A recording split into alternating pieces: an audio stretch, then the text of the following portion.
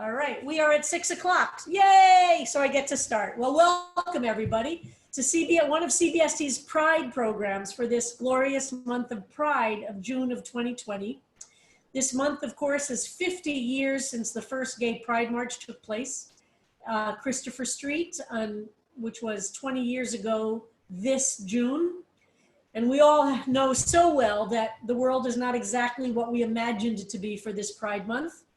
But we are persevering, as LGBT people do, and figuring out how to come together, how to create community, how to learn new things, how to expose our hearts, our minds, our souls, and to keep growing and keep the world moving forward. So we're thrilled tonight with the program that was in some ways inspired by the Netflix show Unorthodox, but by no means are our speakers limited to that show. It's interesting because the Netflix show Unorthodox premiered on 26th of March of this year. So in many ways, the show itself became part of our COVID experience. All of us watched it in lockdown of different kinds, and all of us became knowledgeable of it, watched I think it was 4 or 5 episodes, I don't remember, 4 episodes. And some of us have read the book. The TV show, the Netflix miniseries, which is the only Netflix series to be primarily in Yiddish, and we'll talk about that, I promise.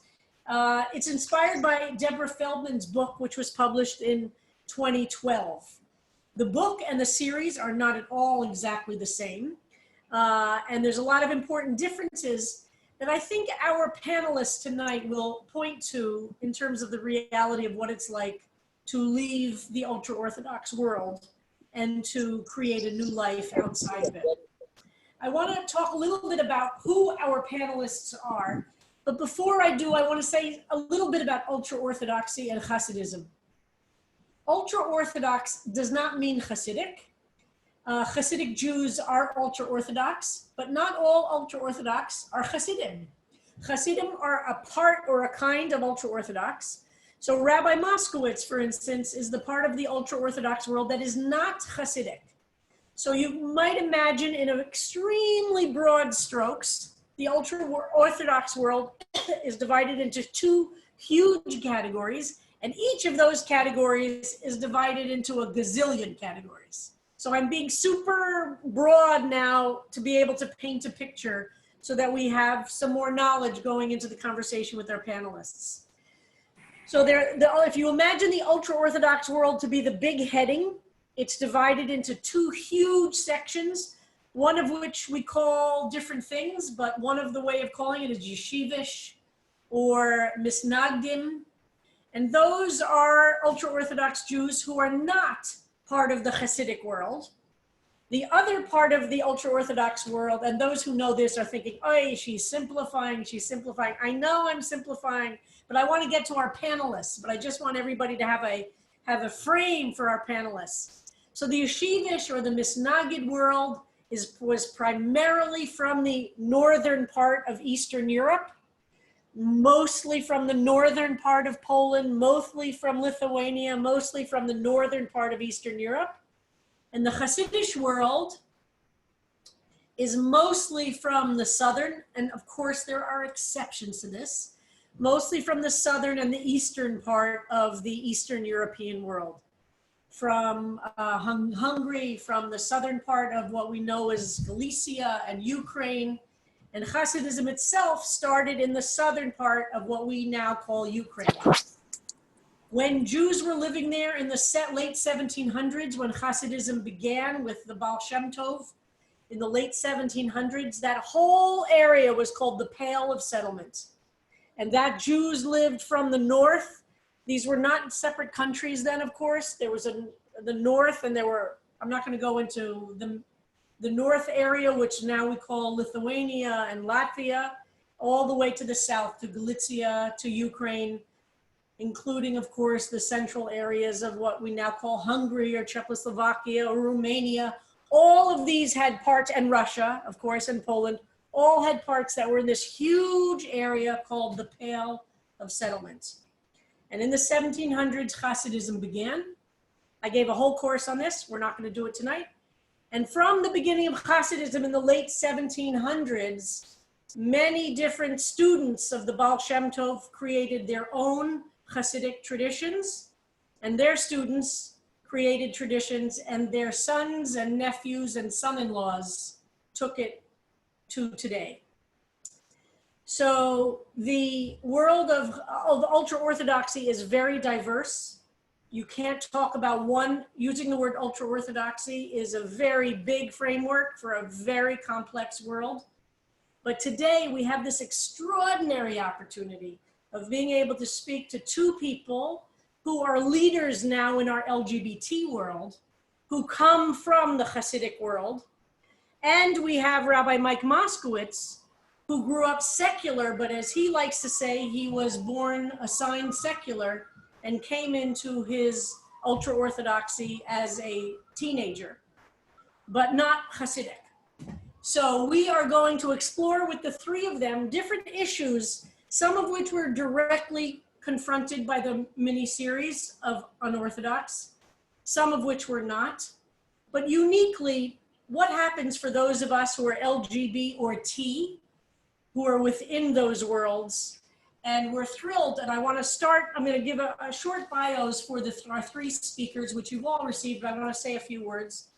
We're going to start with Chani Getter, who is an ordained one-spirit interfaith minister and was raised in a Hasidic Jewish home. And at the age of 23, she left an arranged marriage and as a single parent began her journey of self-discovery.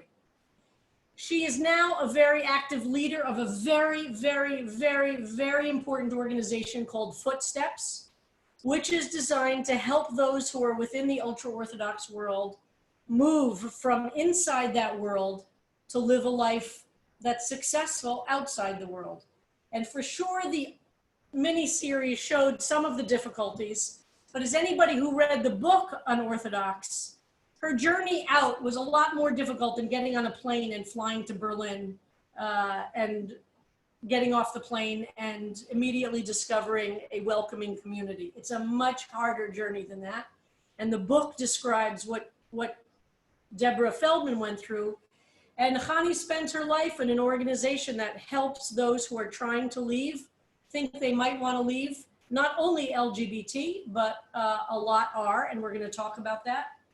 And Chani trains staff at various organizations to understand the complexities of those who are leaving insular communities.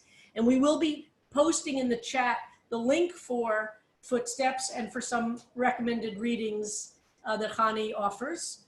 Rabbi Abby Stein, who is our second panelist, is a Jewish educator, an author, and a speaker. And Abby was born in a Hasidic family of rabbinic descent, is a direct descendant of the Ba'al Shem Tov, whom I mentioned. And that gives a certain amount of yichus in the world of Jews.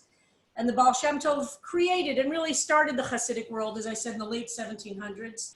And Abby attended yeshiva and became a rabbi in 2011. And in 2012, she left the Hasidic world to explore a self-determined life. And in 2015, Abby came out as a woman of trans experience. And since coming out, she has been working to raise support and awareness for trans rights and those leaving ultra-Orthodoxy. And her memoir, Becoming Eve, is fabulous and was published in 2019, and really a must reading for anybody who's on our call today or on our Zoom today who's interested in these and many other issues. You're going to love both of these extraordinary human beings. And Rabbi Mike Moskowitz, whom many of you know from CBST, is a cis straight man who has become one of the leading activists in the Orthodox and in the Jewish world in general for LGBTQ rights from within an Orthodox framework. And he now is at CBST as our scholar in residence, and we're super proud of him. And he received 3 ultra-Orthodox ordinations while learning at the Mir Yeshiva in Jerusalem and what's called the BMG, the Beit Midrash Gavoha in Lakewood, New Jersey. And his book on textual activism is also available via the chat or from CBST. So those are our 3 fantastic panelists. And I've listened to a lot of programs about Unorthodox. I can't imagine a better gathering. So Chani, I'd love to start with you. And maybe you could start by telling us, your reaction to the Netflix show a little bit, and then tell us some about your story and how you understand what this journey is like. And tell us a little bit more about the background you're from as well. And love your hat, by the way. Fabulous pride hat. Thank you. This is my pride hat. Thanks for commenting. Hi, good evening, everyone. So good to speak to all of you. Before I begin, just give me a second, please. I didn't realize I was going to be first, so just give me a minute. Sorry about that. That's okay. Before I begin, I'd like to acknowledge that I am joining you virtually from New Jersey, which is part of the ancient homeland and traditional territory of the Lenape people. So thank you. Beautiful. Thank you for saying that. Beautiful. So I grew up Hasidic, and in 2000, I left my ex-husband with 3 children. I was 23 years old at the time, with no education except for a high school kind of diploma, and I'm going to say kind of because it wasn't a Regents diploma, but it managed. So when Unorthodox came out, I think it was right, as Rabbi Kleinbaum said, it was right at the beginning of COVID, and at Footsteps, we were trying to bring everything online, trying to create all of our programs online, moving all of our drop-in groups, all of our intakes, staff meetings, everything was kind of moved really quickly. And all of a sudden we started hearing about Unorthodox. And in addition to my Footsteps work, I also have a private practice, and I realized that I did not have the bandwidth to watch a show that would trigger me. And so I really made a conscious decision to just not go there. I was like, you know what? I work all week doing this work. I don't need to see it on screen when I'm trying to relax. However, when I was asked to speak here, I thought it might be a good idea to actually watch this show. And so about 3 weeks ago, I sat down and watched the show. I don't think I had the same reaction many people did, because I heard about it from so many people prior and all their interaction, well, their kind of first response about it. Here's what I did notice. They got a lot of things right. A lot of things they got right. The things they got wrong were the long-term pieces, in terms of like the quickness in which SD finds her community.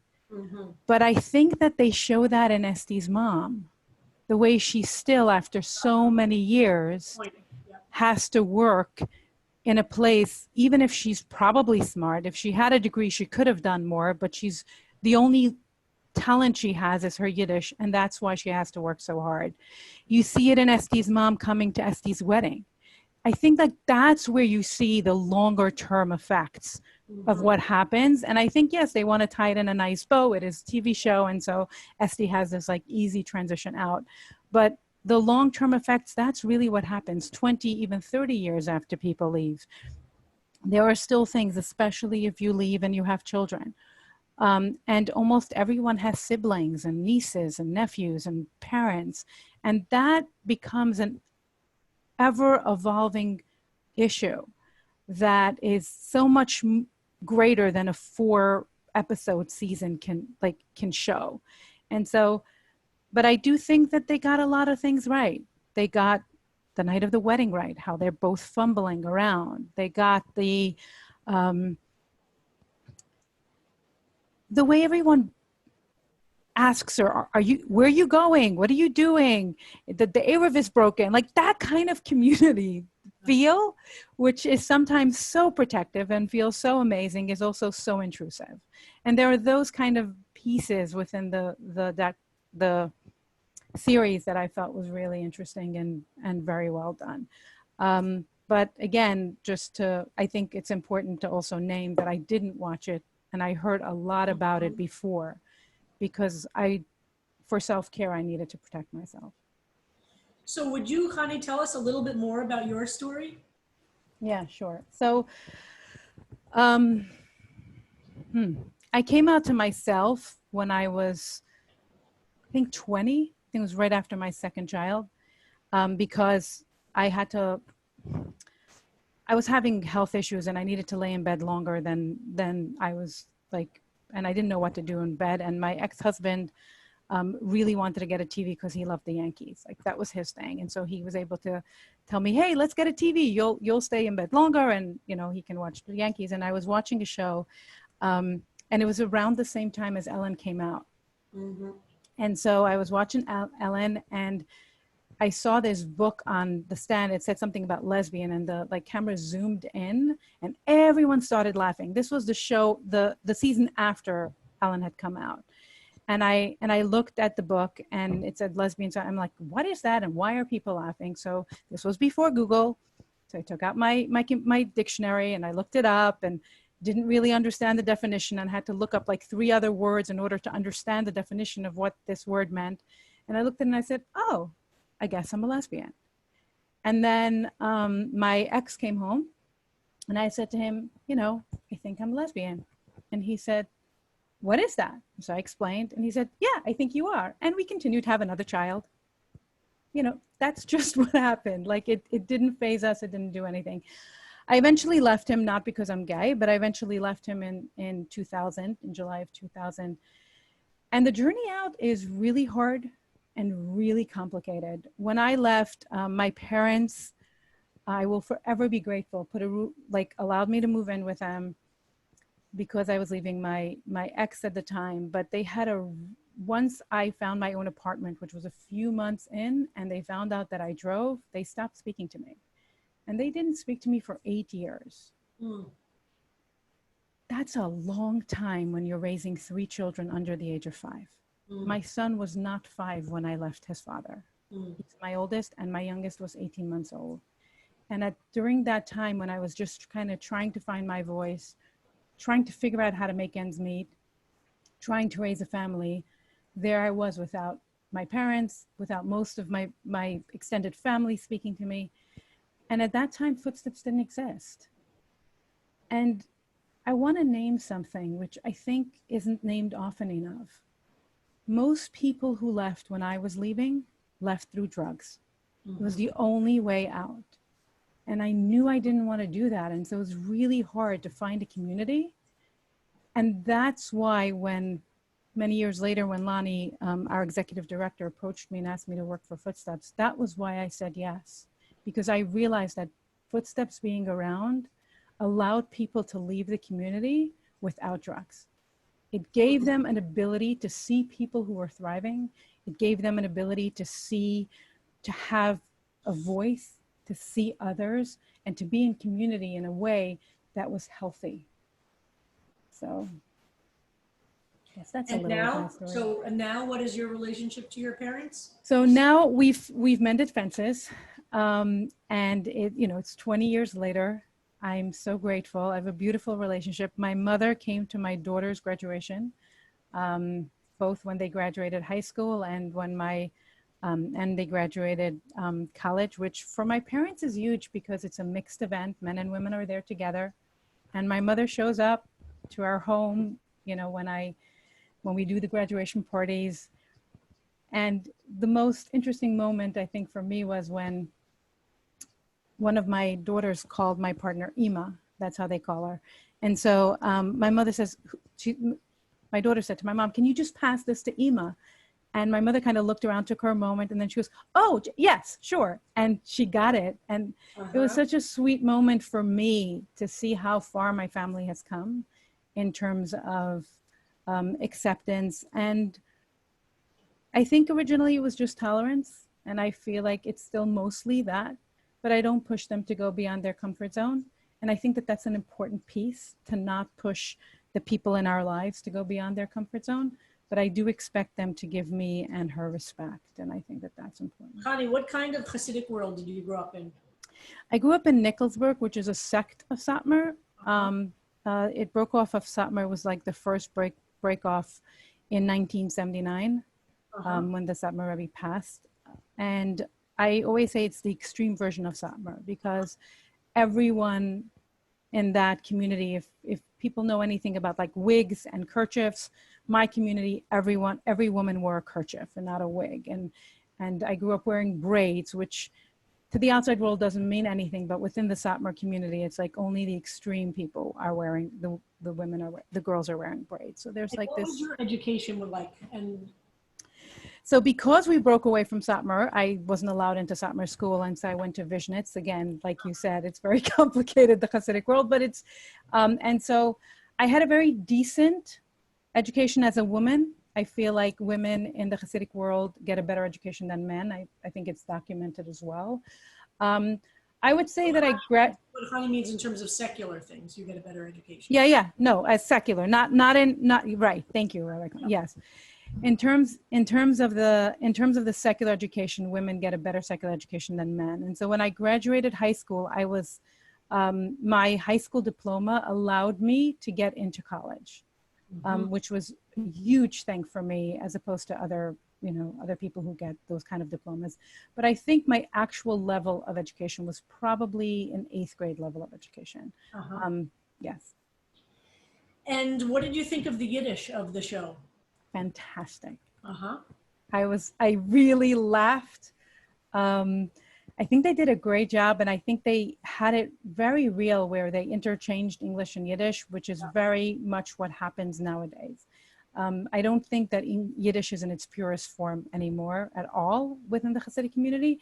And so there was something very vibrant and real about the way that they used Yiddish in the show. I was actually surprised by that. That was one thing nobody had said to me. And so all of a sudden I'm listening to the Yiddish and I just laughed. And at one point I'm noticing the subtitles. I'm like, that's not what it means, but it's okay, because my partner is Hispanic. And so we always talk about how language can never actually be translated. There are ways in which we use words that don't mean how they translate.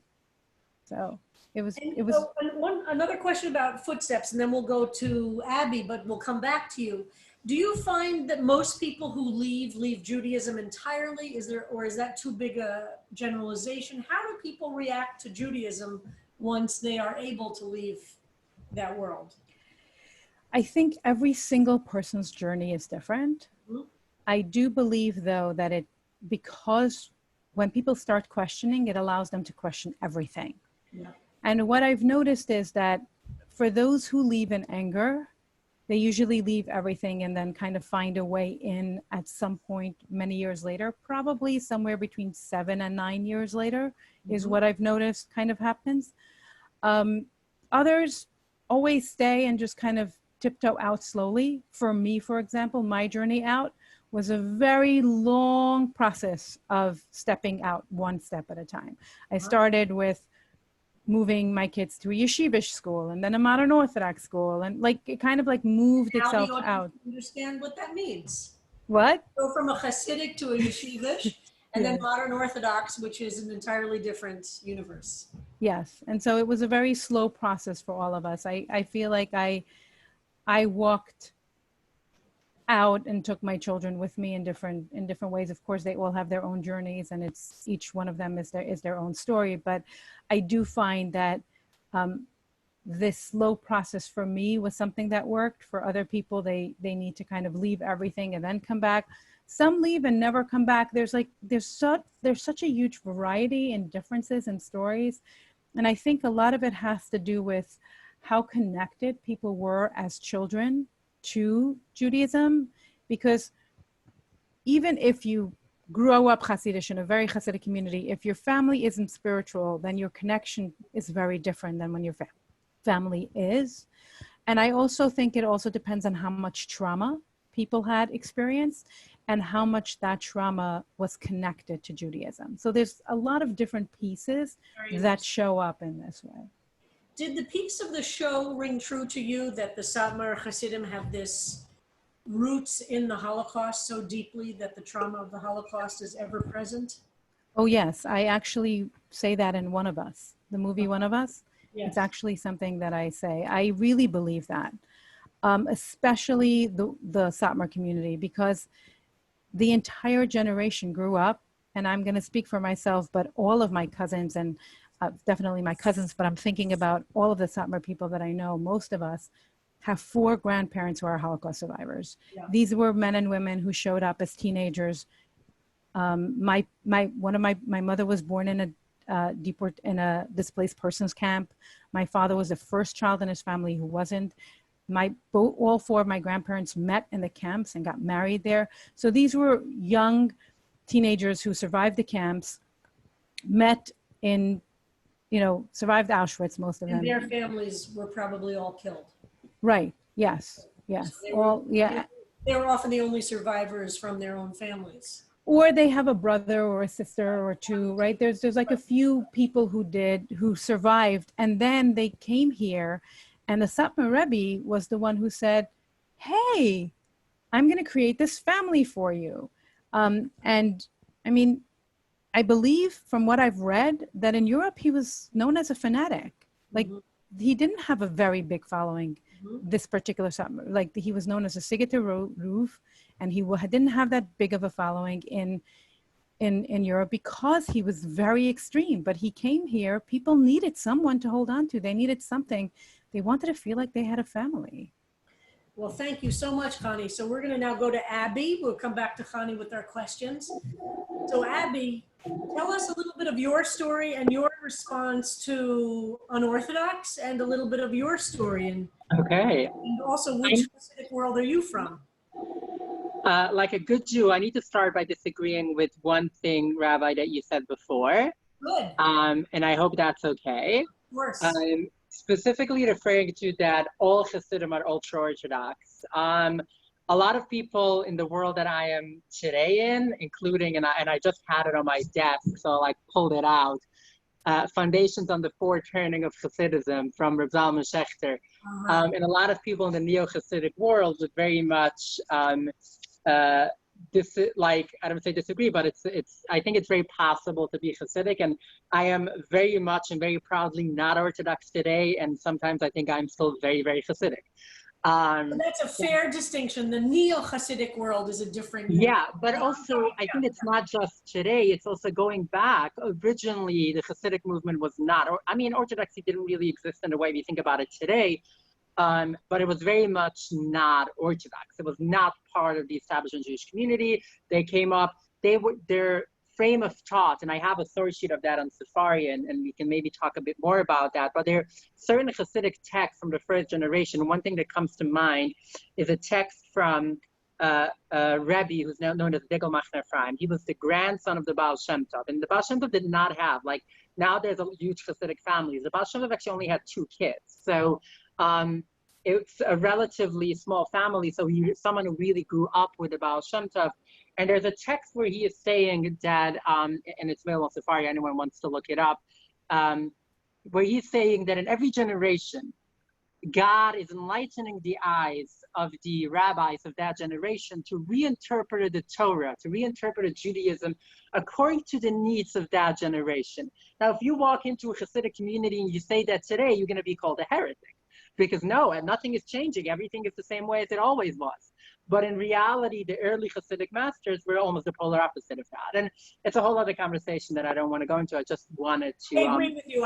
I totally agree with you, though. I don't disagree with you. It's just I was trying to paint a picture. But go ahead. Oh, yeah, no, I figured that if you taught a class on Hasidism, you know that. I know. I wanted to make sure that is out of the way. Now to talk a bit about where I grew up. So you mentioned a bit before, I'm the descendant of the Ba'al Shem Tov, but not just the Ba'al Shem Tov. The Hasidic community has been led, the Rebbes in the Hasidic world over the past 200 years have pretty much been part of dynasties. It works almost like a monarchy, very much like European royal families where they keep marrying each other. I share a direct blood ancestor going back 100 to 150 years, but almost every Hasidic Rebbe in the world.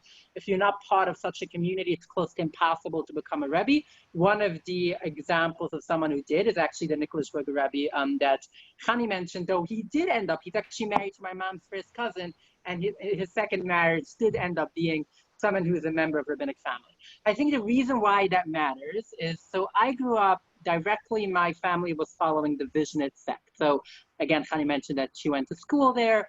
My family, my great-grandfather literally comes from Vizhnitsia, which is the village in Ukraine, where the Hasidic movement started.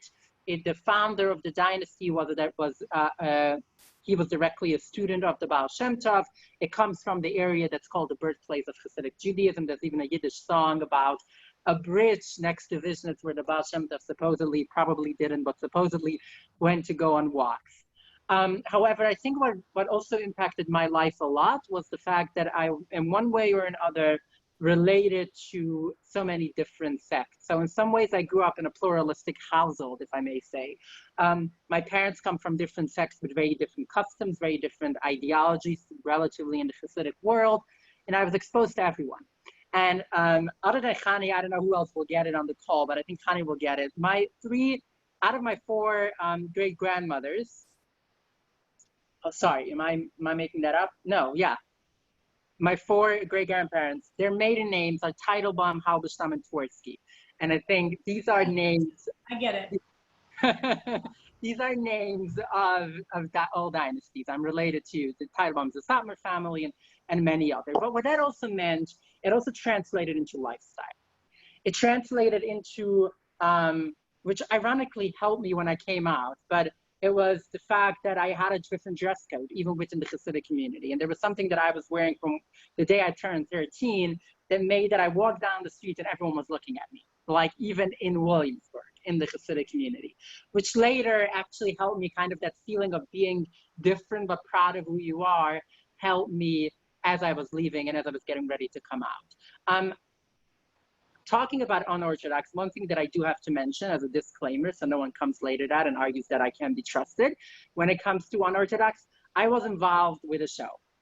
Chani mentioned before the Yiddish and how good the Yiddish is. That is in pretty much entirely thanks to my friend Ellie Rosen, who plays the Rebbe in the show. And he also grew up in the Hasidic community. Again, it's just because of my family, and I find it ironic, but his father is actually a student of my great-grandfather, but whatever. And so I was in Berlin over the summer. I was doing an event with Keshe Deutschland, which is kind of very similar to Keshe in the US. It's an LGBT group, Jewish LGBT group in Berlin.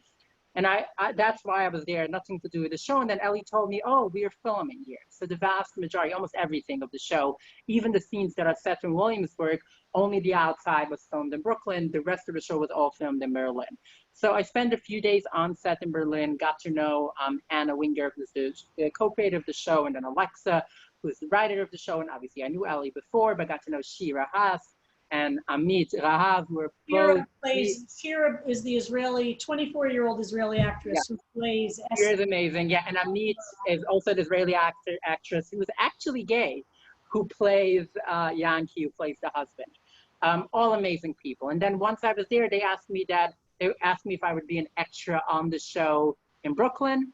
When they were filming in Brooklyn, they were looking for people to dress up as Hasidic women and be just in the background. So like nothing credited, no lines, but to speak Yiddish in the background. So there's two scenes in the show in episode 1 and episode 3 where if you look really, really well, you can see me. In one of them, I'm just a married Hasidic woman, and in one of them, I'm pregnant. You watch it again, Abby. Yes, if I remember correctly, I think it's episode 1 at minute marker 13:40 something, and then episode 2 at, I think, 2 something. I don't remember exactly. Okay, we'll look for it. Great. But it was a very interesting. You're also a film star. We have to add that. Well, I'm a film star, but okay. Well, I've done cameos on other shows as well. I've done, I'm Soon by Us. I've done a few, Soon by You, I think it's called anyway, I don't want to focus on that, but it was an interesting experience for me to dress up as a Hasidic woman, which is something that I tried once on Purim the year after I came out 4 years ago. I got traumatized. I never wanted to try it again, but then I did kind of come around, and it was a very interesting experience kind of coming full circle to do it on Unorthodox. I wrote an article for Alma magazine, which is this online Jewish pop culture thing run by my friend Mali, it's really amazing. Anyone who wants to check it out over there as well. I do want to say a bit more about my personal life. So I come from a very small family. I only have 12 siblings, which is small, I think, in the Hasidic world. Both of my grandparents were Hasidic rabbis. One of them is kind of his own Hasidic Rebbe, though he had a Rebbe himself, he was a Vishnitz Rebbe, but he also did his own things as well. I was raised as a boy in every way or form. I struggled with that from a really young age. In my book, there's actually a prayer that I wrote when I was 9 years old, kind of expressing my feelings about that as well. As a teenager, I went to a yeshiva, which was kind of like a mix of like high school / college / rabbinical school / seminary. You can't really place it, but that's where I started. It was a total of 5 years of working to get ordained. It's very different in the Hasidic community. There aren't really rabbinical schools. It's like everyone goes to yeshiva. If you want to get ordained, there are certain things that you have to study and do oral exams on. I got married. I got engaged and married when I was 18, got married to my third cousin, which didn't even register as my cousin really at the time, because that's how it worked in my family. And while I knew my identity, I didn't know that transgender people exist. I was already, I'm saying, I can't say like Chani said, it was pre-Google. It was definitely during Google, but I had no access to the internet in any way or form. I knew the internet existed from being told what not to do. But I only learned that transgender people exist when I was 20, which is the first time I went online. As in, I knew how I identify, but I didn't know there was a word for it. I didn't know there were other people. Ultimately, it was a long journey, and I would say that's the thing that, I don't want to say they get it wrong because it's very intentional. For those who want to watch, there's on Netflix, there's also a documentary about making the show called Making Unorthodox. And in there, I think it's Anna, the co-creator, who says it very intentionally. The Berlin part is totally fictionalized. And then a big part, it was a limited series. So I think it would be really cool to have a series where it takes like 5 seasons for like someone to actually find a life outside, make friends, find community, because that's how long it actually takes. But they only had 4 episodes, so they had to push it in very quickly. I will say, and I assume you have some direct questions as well, but as I mentioned, like I didn't grow up in Satmar, but I did grow up in Williamsburg. Williamsburg is like 3/4, if not more of it, is Satmar. So I was very heavily exposed to them. I also, the school that I went to, the elementary school, is it's not officially under the Satmar name. It's kind of like a private school by Hasidic standard, as in it doesn't belong directly to a sect, but like pretty much everyone, like 99% of the students, almost all the teachers were part of the Satmar community. I went there because my dad was teaching there, so we got free tuition. So I was very much exposed to that lifestyle. I feel like I'm talking too much. So I don't know if you have any questions or... Well, Abby, I just want to refer to a Facebook post that I was so deeply moved to read that you wrote on Father's Day. Yeah. And I'm wondering if you would talk about that. So, yeah, so I posted, so my book, for those who are interested in general, I should say that my book is not at all about leaving. It's not at all about the journey of actually leaving the community, actually transitioning. It didn't even make it into the book. That will be in a second book. That's probably going to be a documentary before that, long. We can't say much about that, but my book is mostly focused on growing up, on being Hasidic, on like the experience of growing up, both the nice parts of it, and I really wanted to make sure that that comes across, as well as the negative parts, and specifically the struggles with gender identity that later led me to ask questions, fundamentalist questions about religion, that while I think there might be a lot of people in the Hasidic community that have these questions, I don't think there are many 12-year-olds who start questioning everything. It usually starts with small rebellions, but to me, and I describe all of that in the book, but in the epilogue of the book, I did manage to talk a bit about my conversation with my dad and coming out to my dad. And actually, if I may, I would love to read, I had that open. I wanted to read a part right before that. So if I may, I want to read the part, this is like the page of like actually, part of that I shared in that Facebook post, but also it's like after an hour of, with the help of a progressive rabbi that was helping me talk to my dad. This is November 11, 2015 at 11 in the morning, never gonna forget that, sitting in the Upper West Side apartment trying to explain to my dad. And this is the moment where he finally got it. It took him like so long to even grasp what transgender is, and he gets it. Silence. Fine, I thought. Tati doesn't believe that it is possible. Tati is dad in Yiddish. He's going to say that being transgender is impossible, that trans people don't exist, and he will brush us off. After all, I had heard far less religious people say such things. I couldn't expect Tati to be any different. This time, however, Tati surprised me. Okay, yes, he said, it is possible that there are people in the world whose souls and bodies are different. and it can be real. But you need a tzaddik, a righteous person who has a Holy Spirit within him to know that for sure. I've seen 2 therapists and a doctor who all agree with me, I told them. They're not tzaddikim, they're not holy people, but they know it's true. It was my response. But do you think that that is okay with Judaism? He lamented.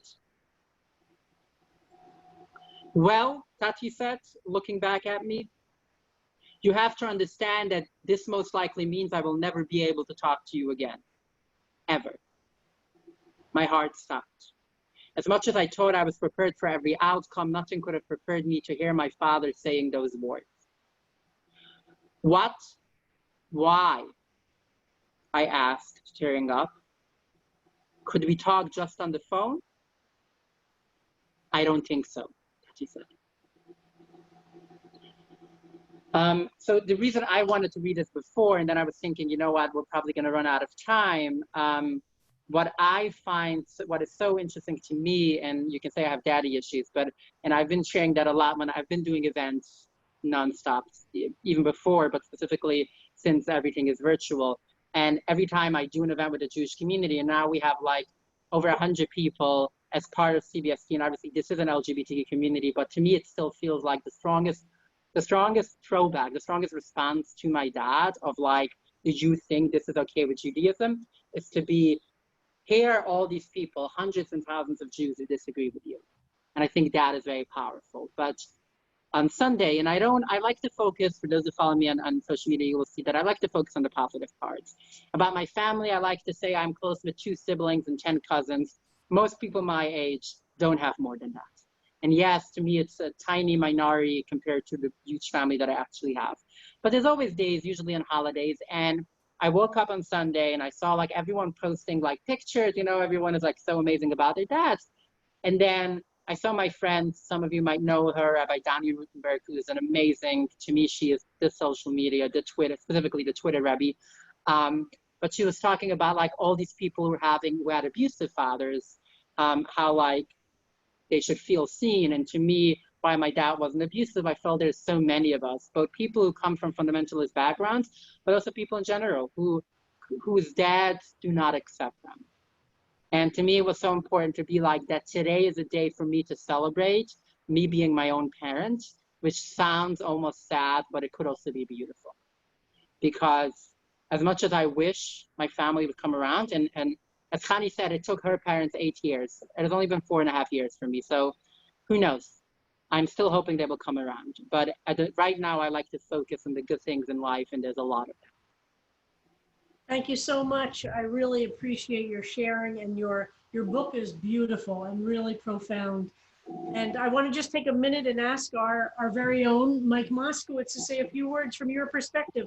One of the roles that he's been playing, which I don't think a lot of people even know at CBST, is that there are many from rabbis, Orthodox rabbis, even from in the ultra-Orthodox world, who reach out to him covertly to talk about issues. And we see some cracks happening in the universe around LGBT issues, which is of course not the same as whether or not somebody can stay within the communities, these communities at all.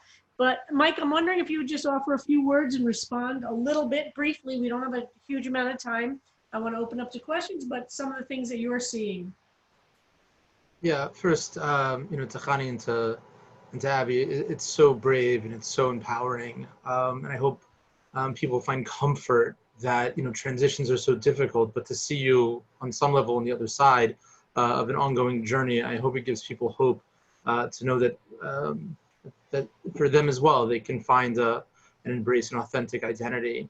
So I hadn't seen it until yesterday, and it was very emotional for me. It's very painful that religion is used to exploit people, to oppress people, to marginalize people, and to shame people.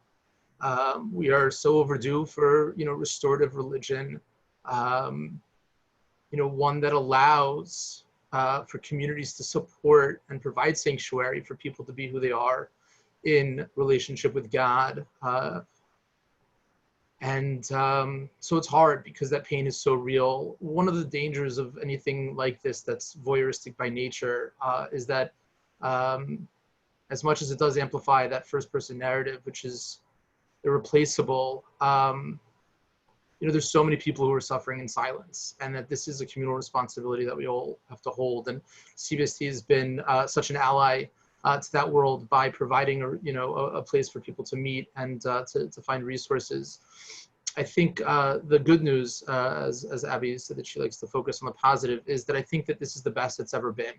When people are able to tell their stories, and for people who have large families, it is often a spectrum. Some people won't talk to some, but others to both sides of the spectrum. And so in most people's lives now, because of the brave work of so many telling their stories, most people do know somebody of queer experience who's genderqueer. And the homophobia and the transphobia is obviously what's really problematic in these communities. And so I'm really optimistic that it will hopefully to continue to get better and become more human and more personal for people. And so in terms of what's shifting is rabbis reaching out, especially younger rabbis who want to be supportive, especially when it's somebody's child, when it's somebody's spouse, when it's somebody who they love and know, and it happens to be that they're also trans or queer. Younger people don't want to choose as much as they used to between a religious identity and a queer or a gender identity. And so there are more and more people who are staying kind of in alignment or being adjacent to that community. It used to be much more binary of like you were in and out and that was permanent. And there wasn't really gradations on the spectrum. I think now that it is very much shifting, that there are people within the community that perhaps have a foot in both in and out. The internet, probably more than anything else, being able to be in communication with people who are far away, having access to information, and also knowing people that have gone through it and have stayed to varying degrees aligned. Because one of the things that I hear a lot is how much people miss parts of their communities and even the cultural things or the sense of community. There is a lot of good in that world. And for those who feel resourced and invested in trying to fix that world, there is something powerful and restorative in staying put as a form of resistance. And for others who it's unsafe or, they have no desire to stay put, we need to provide support for them on the other side of it. But yeah, in those very gendered spaces, when done properly, I think can be very affirming and validating. But when not, it can be traumatic and oppressive. And for what one person can be really supportive, for somebody else can be also really offensive. So it's obviously very tricky. But the good news is, again, that there are people who, leadership, that are being supportive, especially around the trans youth. When somebody's pushed too young to leave, they're 4, 5, 6, 7 years old and saying, I'm not a girl, I'm a boy, or I'm not a boy, I'm a girl. There are rabbanim all the way to the top that are, encouraging people to use gender affirming pronouns and dress. And I really do believe that over time, they'll have better language and resources to be supportive. But, right now, God is very much, kind of in the closet, but God is very hidden because of the way in which it's not safe for God to be out as God's self. And I think that, that's really one of the for me personally, that was the painful part, the most painful part of the way in which God and religion are being misused all over the world, and it's not new. So I guess that's my response to it. And thank you. Beautiful. Thank you so much for that. Beautiful. Chani, let me ask you something. You mentioned One of Us. Would you talk about that as another place for people to go and tell us a little bit more about that for those who haven't seen it? Yes, sure. One of Us is a documentary on Netflix. It was made by two incredible filmmakers who have done a lot of work who have done a lot of documentaries within fundamental religions. I believe they did Jesus Camp. They also did Corner of, I forget all of the stuff they've done, but they've done some really good work. And they came to Footsteps. I think they were trying originally to make a documentary around the ultra-Orthodox, and they just couldn't get in. And they came to Footsteps and said, hey, maybe we can meet your people. And for Footsteps, it's really important that our members have confidentiality. And so it was a very, very tricky piece in how to navigate whom they had access to. And so when they came to our space, we always, if we had a big event, we would say, and there are going to be 2 filmmakers who are here, feel free to talk to them or not talk to them. they spent a year in different drop-in groups and different spaces within our community, finding people and talking to them before they lifted a camera.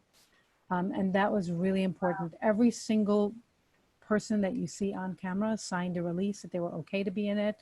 Every single drop-in group that they were present at, people knew before they came, and it was always an extra drop-in group so that our main community didn't lose the support they needed, and the people who were okay and willing to be filmed showed up and the extra ones. So that was like a very specific way in which we handled it. But in general, sorry, so that's the kind of background of One of Us. But One of Us is a documentary following the lives of 3 individuals who left the community at different ages, different stages, and different times. And it shows their journey out. And I feel that just like Unorthodox paints this beautiful picture at the end, One of Us has this horrible, like really deeply sad ending at the end. And I think that for all of us, we're somewhere in the middle. Mm-hmm.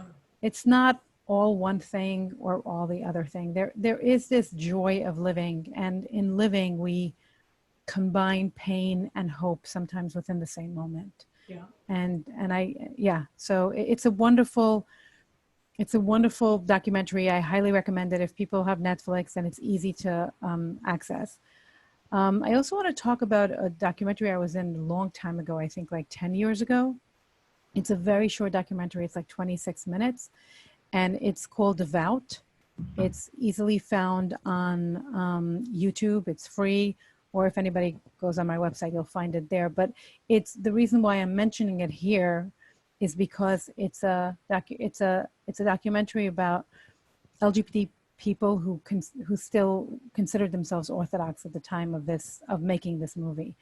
And what's interesting, as Rabbi Moskowitz was saying, is that different people stay for different periods of time and try to navigate that world. I was one of those people. I stayed for much longer than I probably should have. I was uncomfortable walking into the women's side of the synagogue for years, and I still went because I was trying to figure it out and make it happen.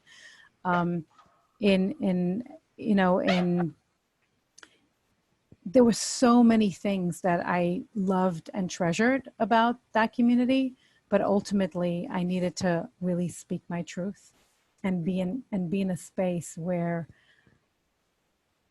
all of me can be real and shown at all times. And so it's a complicated navigation system to be part of.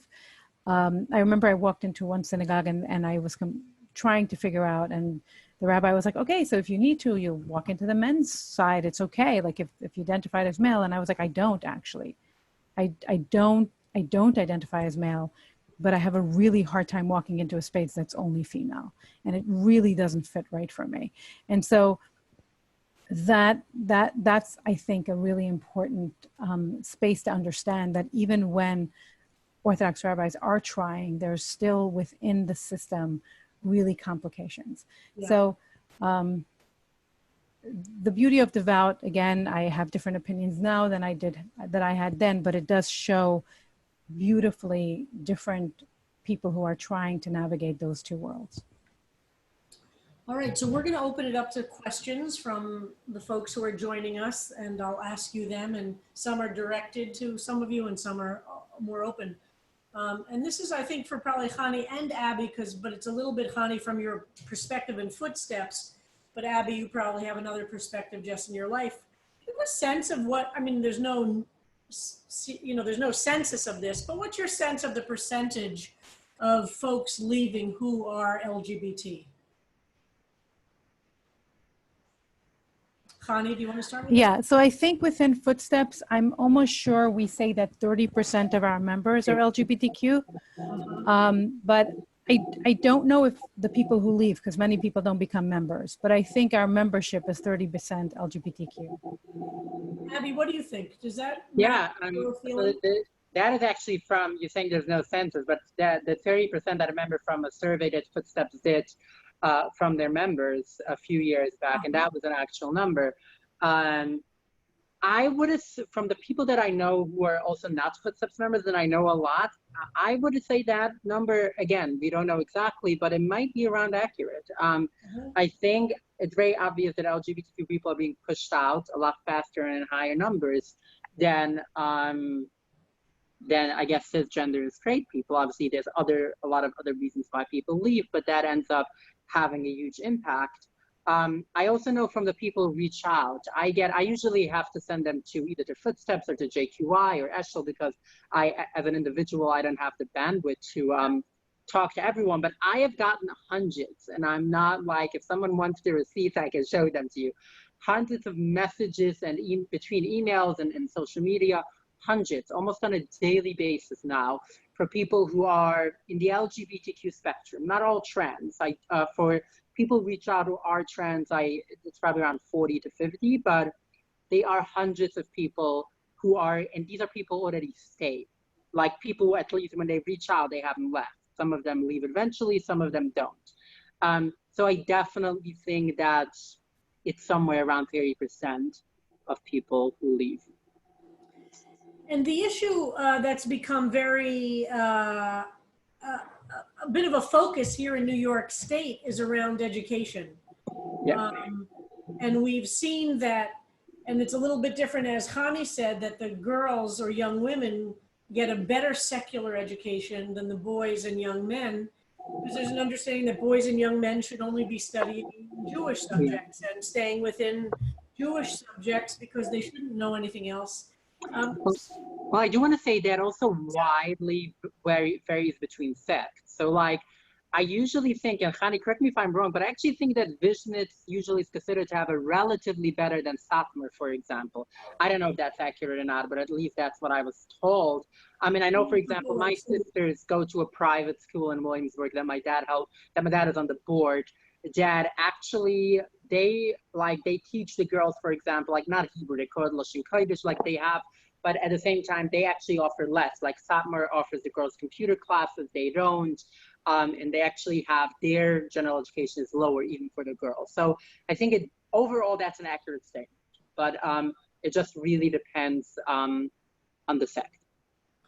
So I don't think we can overstate how significant that is, because the issue of leaving then means you're talking about young people or not young people leaving who don't necessarily have the skills or the language to be able to get a job. And Chani, I think that's what you were referring to when you saw how Esti's mother in Unorthodox is so limited in the kind of work she can get because of a lower skill level or even language level or the ability to do math or have the ability to read and comprehend in English, even if some of them are able to have basic conversation to do a level of that.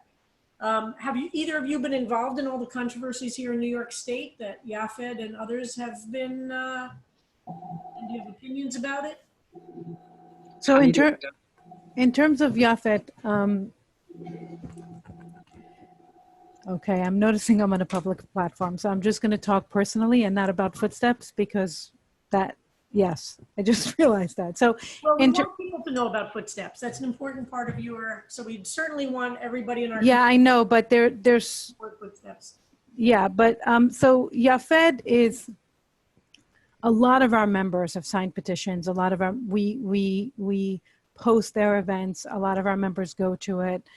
Some of our staff have attended some of it. I remember when Naftali Moster was starting out, he and I had it. This was even before I was a staff person at Footsteps. He and I had a long conversation around this and how important this conversation is, because in order to really make systemic changes, we need to be able to give people options. And when someone doesn't have an education, then it's so much harder to leave. But even more so, even if people want to stay within the community, most individuals who get married and have kids are not able to provide for their family. And the Hasidic community is extremely poor because of that. And even just for that, even if for people who want to stay, it's important to have this conversation and to change it. Thank you for that. I've done a lot of things with Yafed as well, signed on some of their lawsuits, but I've also specifically lately, I studied public policy in college, so I've been making a lot of connections and working with a lot of local officials.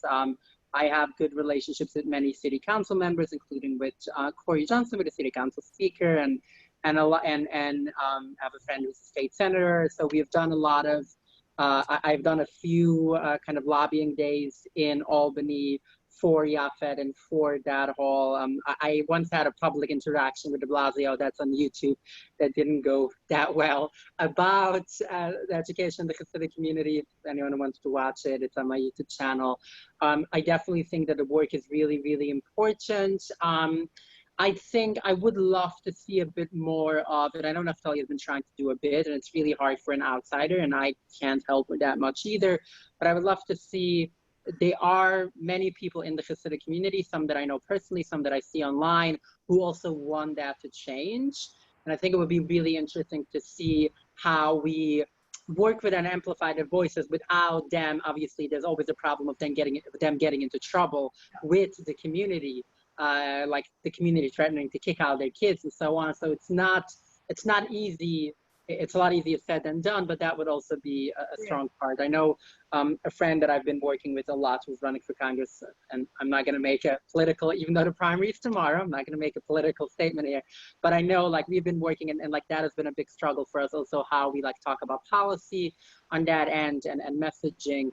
But the short answer is yes, and I think what Yafet is doing is really important. And so somebody's asked to explain a little bit more. So Yafet, just I'll say briefly, because I don't want to spend more time, but Yafet is an organization that's fighting to make New York state law apply more fairly. It already exists. The New York state law already exists about what high schools and elementary schools need to be teaching, what percentage of it needs to be covering secular subjects. And a lot of Hasidic and yeshiva schools really diminish the amount of teaching they do of those subjects. And in order to get federal support, the schools want the federal support, but they don't necessarily want to achieve those benchmarks for their students. Okay, so let me ask a couple of more questions that we have here. So how does Chabad compare to these Hasidic sects? And are they any more tolerant of difference, or how? And I'm sure, Chani, you see folks from the Chabad world as well in footsteps. So can you speak about Chabad? Within the Hasidic community, Chabad looks different. Once people leave, it really looks the same. Like, that's the reality. When people leave, so for those who come from old Chabad families, it's really hard. It's very complicated. Some of them have even less secular education, especially the boys. There's one school in Flatbush, in Crown Heights, that there isn't even a pretense of having secular English or secular subjects. And so when people leave, it's just as complicated.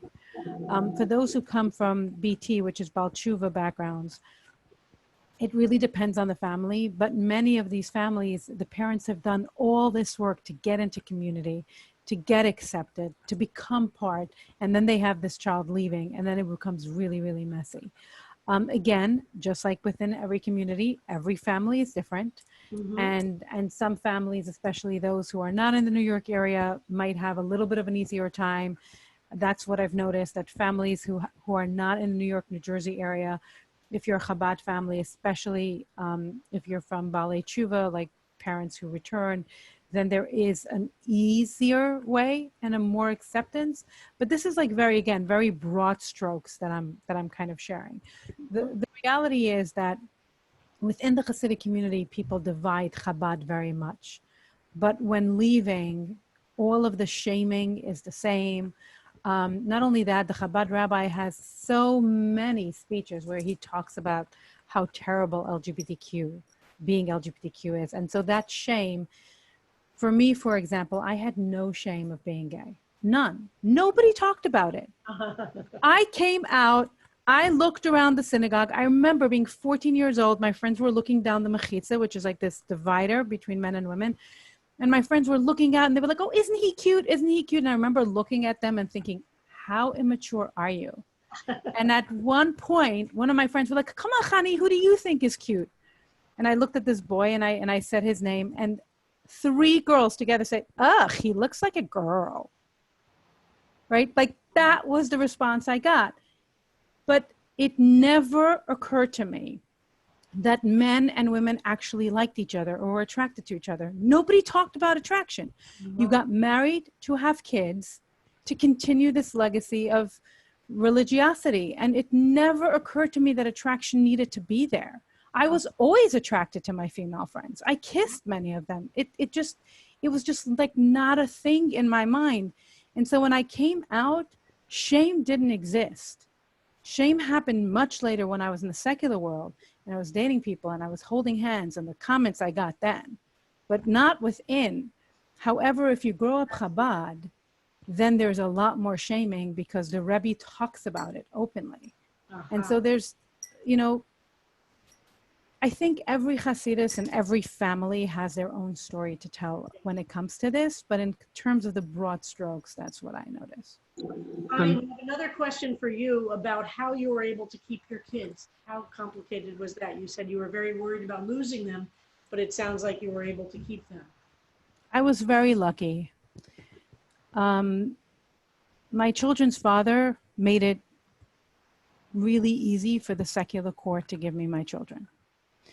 And he refused to give me a get for many years. And so for the first 3 years, I didn't have a get, but within a half a year, I think it was a year that I left him, that I received full custody. And it's hard to get full custody as opposed to joint custody. It's a legal term, whatever, but I received full custody of my children on a petition that he proposed to the court for visitation. Like his petition was for visitation. I never asked for full custody. And the courts gave me full custody. So I was really lucky. My problem happened when I wanted a get because it was really important to me to spiritually divorce him. And I signed documents that Beis Din gave me that told them, and the Beis Din is a Jewish court, and they were like, hey, you should just sign this and it'll make you legally divorced. And I said, okay, whatever. And I signed documents that I had no idea were legally binding, were gonna take me to family court. And 9 years after I left him, he brought me back to court when I came out in an article in the Forward. And that was when it got hard. But at that time, again, I was very blessed that I had years of court papers already at that time. And I had years of showing that I was the primary caretaker and that my kids had been more modern than I had signed in the papers. I was lucky. I don't think I did anything right. You know, when I help people now in Footsteps, I don't think that there's a right way to do this. It's very messy. It's very complicated. I was blessed, and I know that. Wow, thank you so much. We have a lot of questions, so we don't have so much time. So let's see. Let's have a few more questions. What are your thoughts on how one of us and the unorthodox are impacting parts of the Orthodox world that aren't ultra-Orthodox or Hasidic? Well, both highlight really important issues in the Hasidic community. How do you respond to its overall negative or positive impact on observant Jews in general? Anybody who wants? Yeah, I just want to say one thing about unorthodox, and I think a lot of people have been stuck on the fact that it's named unorthodox, but actually in the show themselves, they never call themselves Orthodox.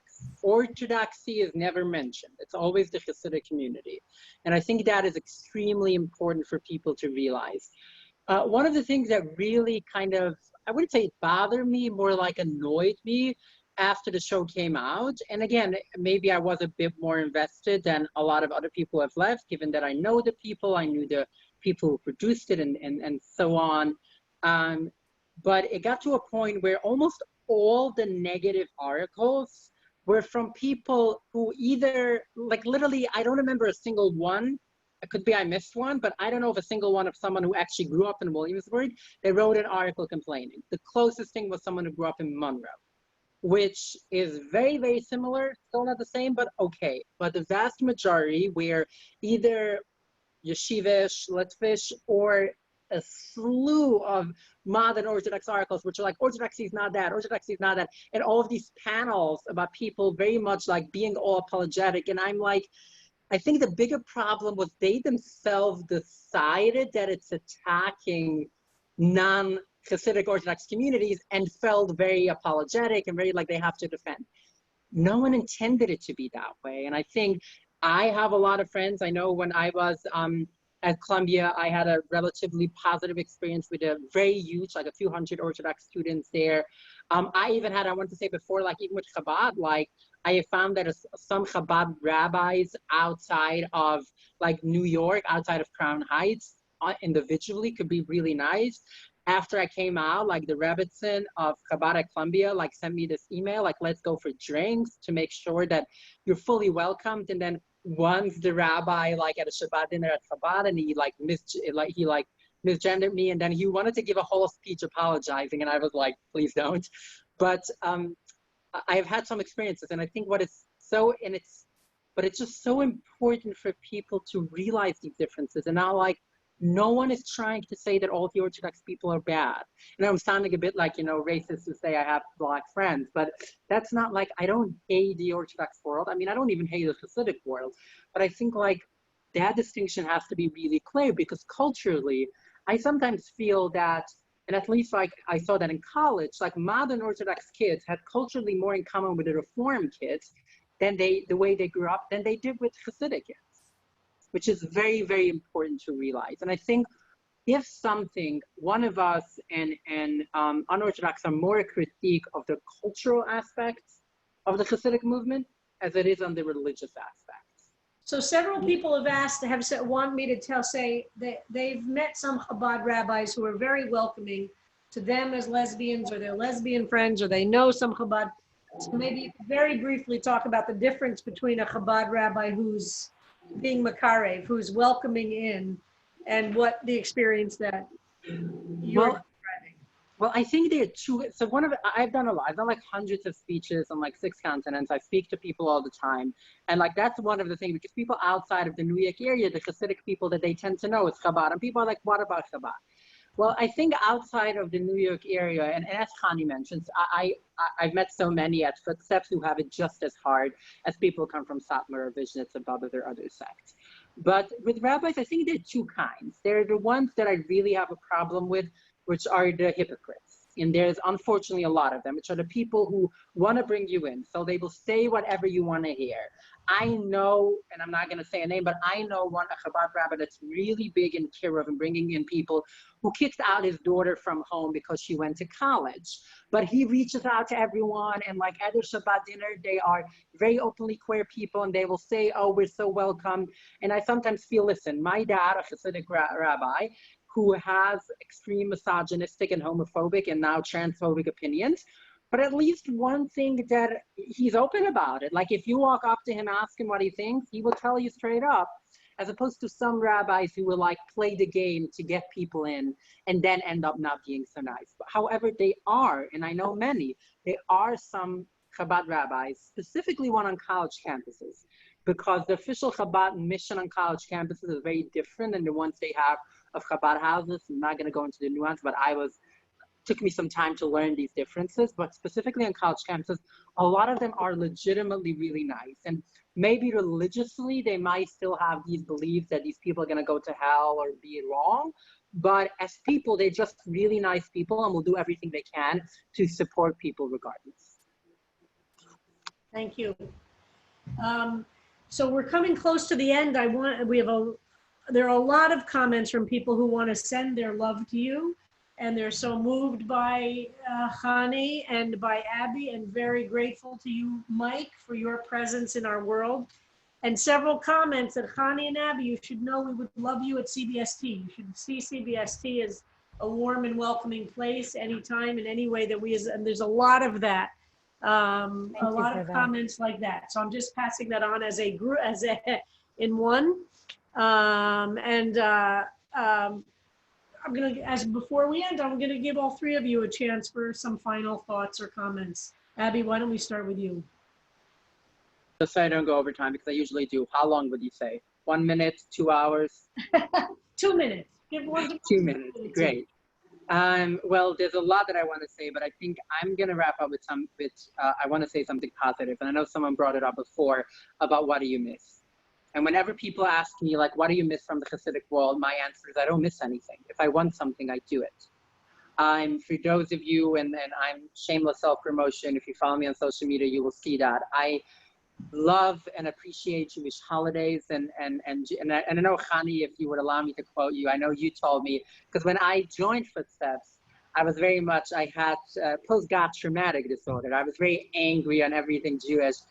And as I started re-exploring, Chani was like, yeah, when I met you, I knew that you are too spiritual. You were not gonna, something like that. And if I'm misquoting you, sorry, but something in that vein, which is accurate. I love so much of it. And I think for those of you see, like, whatever it's the food, the music, so many, even cultural positive messages. And I think what I'm hoping that people take away, and it's something that I made very clear in my book as well, is that there's no one size fits all, and that is something we need to fight for, to make sure that people have choice. But at the same time, please know that Hasidic world, and more importantly for me, people who have left the Hasidic world have so much to offer, both to the Jewish world as a whole, to the LGBTQ community, and to the world as a whole. And I think we can create something so beautiful and share beautiful experiences with the world. And I will wrap up one final statement I want to say, which has been my approach to the LGBTQ community, and the same to the unorthodox community. I hate tolerance. I don't want to focus on people tolerating ex-Orthodox people. I don't want people to tolerate LGBTQ people. I want people to learn to celebrate us, because that is beautiful. Because who we are is beautiful, not in spite of who we are, but because of who we are. And that's what I choose to focus my life on. Thank you. Thank you so much. That's beautiful. I also want to say, I don't know if there was several people, I just read through the comments, a few people of the question that I want to make sure I ask, that there's been a lot of criticism of the sex in Unorthodox. And did you think that criticism was correct or not? I want to say one thing. I watched it, and I have a friend that I went to yeshiva with in Rejection. And he called me up. He's relatively open. He's one of out of 100 students, he's one of only 5 who still speaks to me. And he called me up after watching it, and he's like, what is wrong with the sex ed? Since when do you get so much? Both me and my ex, who got married within the Hasidic Judaism, got less sex ed than Esty is getting in the show. Obviously, yes, a lot of people complain that it's not everyone. No one is saying that it's everyone. Right. There are a growing percent of communities and people who are offering more, and that's beautiful and amazing. And I know a lot of sex therapists growing in the Hasidic community, not as many as there should be, but still. But many people, both my personal experience, and I know the way the sex ed and the sex is done is extremely accurate. I know, just to give an example, I'm not going to name names, but I have an aunt and uncle who didn't have any kids for 2 years after they got married. And before I got married, my dad told me that the simple reason was they couldn't it took them 2 years to figure it out. I'm not saying that's the norm, but it happens. Great, thank you. So Mike, what are your closing words and thoughts and reflections on our gathering? Sure. Just one response to the last question. So when I was in Mishkech of Yeshiva, I used to give the Chassan Shmuzin. So I would give kind of the talk to prepare the guys. And it's very true. The leading cause of, what is perceived infertility is a lack of awareness of the mechanics of it. And because certainly in the Litvish, in the Yeshivish community, it's never spoken about outside of in the technical spaces of learning, where it just comes up in the sugyas of the text. And so there's also, even in hetero spaces, there's a lot of work that needs to be done in shifting it from something that is kind of like perceived as dirty and unholy to something that needs to be elevated. And just as a way of segueing, in all intimate relationships, consent is essential. It's the only way in which it's meaningful. And so too in relationship with God, when people are forced to be in a community. I had a guy in yeshiva in BMG in Lakewood. He hated learning, but he said to me, "What am I supposed to do? I presented myself as a learning boy and not a working boy, and so like this is my plight. The day that I get a job is the day that I have to divorce my wife." So that learning is not meaningful to God or to the Jewish people. And so the good news is that the systems of deterrence, getting married really young, having a lot of kids, not learning English, not getting an education, those have weakened to some degree. I mean, there's still obviously very powerful, but they're not as powerful as they used to be, because now most people have cousins or relatives on the outside. And there are wonderful organizations like Footsteps that are doing this work to help support people. And so just, to kind of end in a theological space that if we want people to be in a meaningful relationship with God, which Judaism sees as the purpose, of the Torah, is to provide the details of that relationship, so that it needs to be consensual, that people are in it because they want to be in that space with God.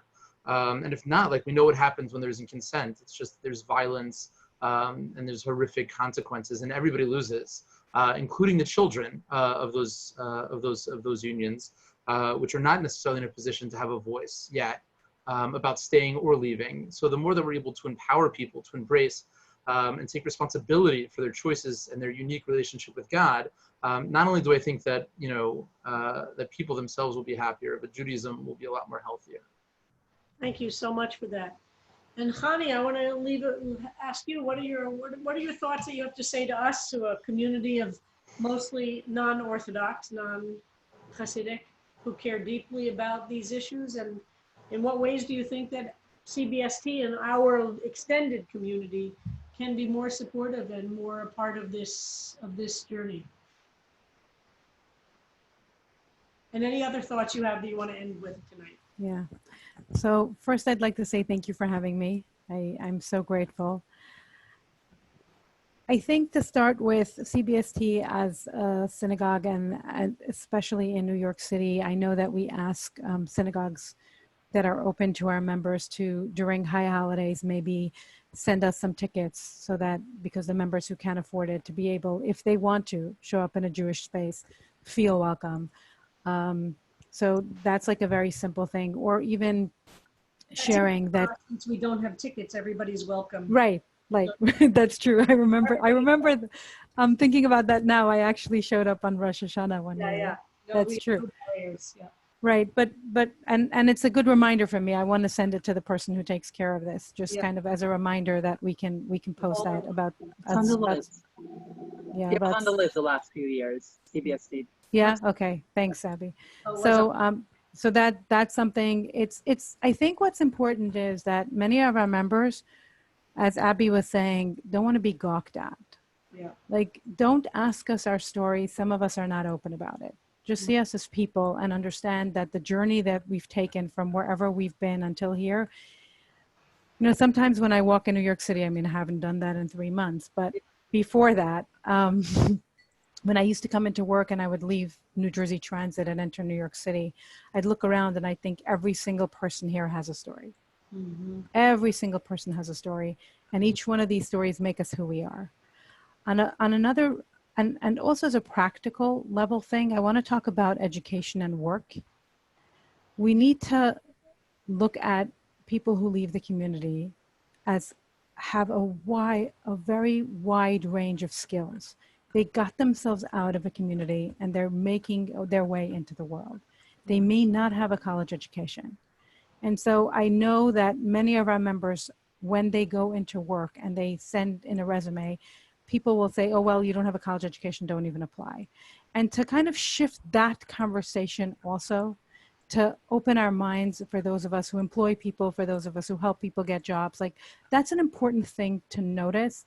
Look at the person sitting in front of you. They might not have education. They might not have had the doors open in the way that you think or want it, but look at their skill set and what they've done with their life and maybe help them find work in that way. But in terms of the personal, for me, each one of us have a journey. Each one of us has to come out, whether we're coming out as gay or trans or queer or Jewish, whatever it is that we need to come out. And sometimes we have to come out as getting divorced or getting remarried or whatever the situation is. For each one of us, there are pieces of our lives that take enormous amount of strength and energy to look in the mirror and say, I need to come out about that. And I encourage each and every person on this call today to find the courage to look in the mirror and to come out, whatever that looks like for each of us. So beautiful. What a perfect place to end our conversation tonight. I want to encourage everybody who's with us to go on the chat. We've put a lot of resources, Chani, Abby, and Mike's resources, movies, books, websites, and encourage everybody to support Footsteps. We put the link also for Footsteps as an organization, as a place to support. And so deeply moving to have the three of you and your three different kinds of voices, the three ways into this story in such a different way, with so much Torah, so much to teach each of us in this month, in this week of Pride. So my deep personal thanks to all of you, and my gratitude to everybody who's joined us tonight. And let's keep on getting deeper and telling and listening to the stories of the journey of the Exodus that we all have. So thank you, everybody. We're going to leave the room open a little bit so people can take down the resources that we have, and we'll send them out as well and keep them with our material. So thanks again to Chani, to Mike, and to Abby. And thank you, everybody. Rabbi Sharon. Be safe. Be safe, everyone. Be safe. Thank you.